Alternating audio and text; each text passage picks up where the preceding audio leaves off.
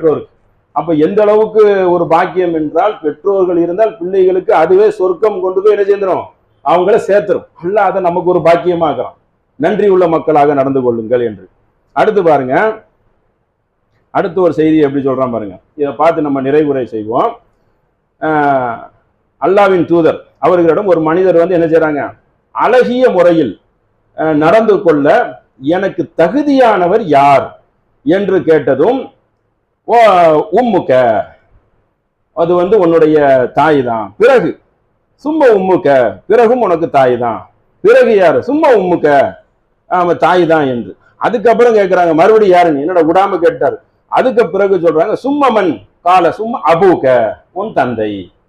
அப்போ இது 2 வரும் 3 வரும்.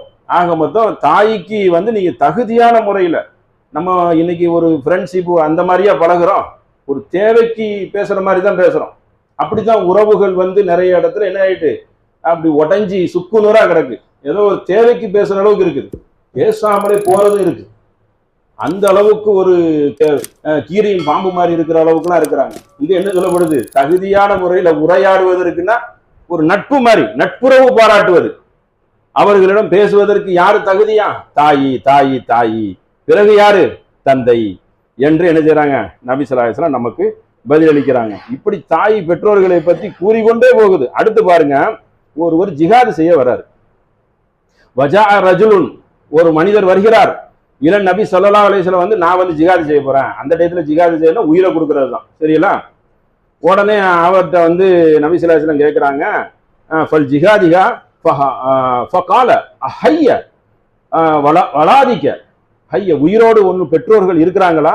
அவர் ஆமா, கால நாம் இருக்கிறாங்கன்னா அங்க போய் ஜிஹாது பண்ணிட்டாங்க, அங்க போய் தியாகம் பண்ணிக்க. எந்த அளவுக்கு பாருங்க, ஃபீஹுமா ஃபஜாஹது, 2 பேருக்கும் போய் ஜிஹாது பண்ணி அங்க போய் தியாகமா அர்ப்பணிப்பு பண்ணிக்கோ. உங்களுக்கு தான் உயிரோட இருக்காங்கல்ல, உங்களை விட்டு அவங்களுக்கு வேற யார் இருக்கா, ரிட்டர்ன் போன்ட்டாங்க. உயிர் தியாகம் செய்ய வந்த அல்லாவின் பாதையில் வந்தவரை ரிட்டர்ன் பண்ணிட்டாங்க. இன்னொரு ஹதீஸ்ல வந்து 3வது இடத்துக்கு தான் அல்லாவின் பாதையில போர் செய்யுங்கன்னு வரும். முதல் இடத்துல அல்லாஹ் வணங்கணும், இணை வைத்திராதீங்க. 2வது இடத்துல வந்துடும் பெற்றோரை பாருங்க. 3வது இடத்துல நீங்க வந்து அல்லாவின் பாதையில வாங்க. அப்ப பெற்றோரை எந்த அளவுக்கு என்றால், இந்த உயிர் தியாகம் செய்யறதை மறுத்து ரிட்டர்ன் ரிவேர்ஸ் போடு, அவங்களுக்கு போய் என்ன செய்ய, பணிவிட செய்ய. உயிரோட இருக்கிறாங்க, உனக்கே 50 வயசு, அவங்களுக்கு ஒரு 75 வயசு இருக்கும், வயசு இருக்கும்ல. அப்ப அவங்களுக்கு யார் இருக்கா, தள்ளாடுற வயசுல யார் பாப்பா? அப்ப அதை செய்த அல்லாஹ் உனக்கு சொர்க்கத்தை பரிசா தரான என்பதை என்ன செய்றாங்க, நபி ஸல்லல்லாஹு அலைஹி வஸல்லம் நபி மொழியிலும் வலியுறுத்துகிறார்கள். அல்லாஹ்வும் கட்டளையாக குர்ஆனில் பல வசனங்களில் இடுகிறான்.